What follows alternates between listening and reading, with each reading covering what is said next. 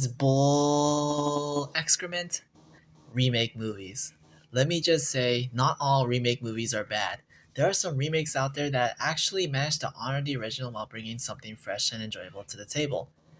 Take Father of the Bride, for example. The original came out in 1950, a charming classic. Then in 1991, we got the remake starring Steve Martin, which not only brought the story into the modern era but also added a sequel that's just as memorable. But in 2022, Warner Bros. Decided we needed another remake of Father of the Bride. The new version, it had absolutely nothing to do with the 91 film. Complete disconnect. It felt like they took the title and slapped it on something entirely unrelated, hoping no one would notice. Talk about cashing in on nostalgia without the effort.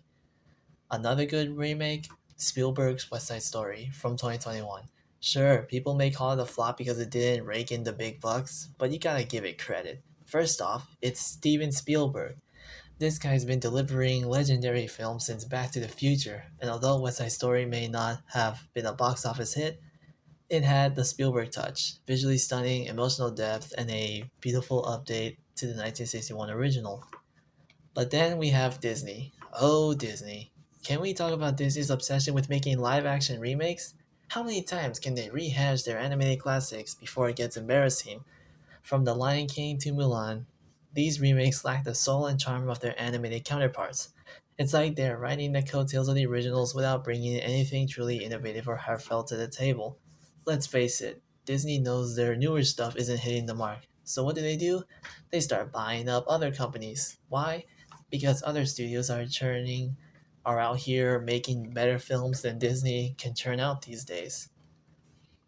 And now there's this rumor floating around about Disney wanting to buy Sega. Why? Because Sonic the Hedgehog, yes, that little blue speedster, managed to run circles around their Lion King prequel, Mufasa.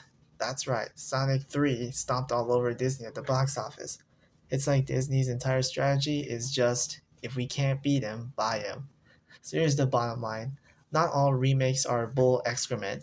If they're made by passionate filmmakers with a clear vision, like Spielberg, or if they bring fresh energy while respecting the source material, they can be fantastic. But when it comes to Disney's assembly line live action remakes, those are total bull excrement. Stick to animating animals, Disney, and leave the remakes to the pros who know what they're doing.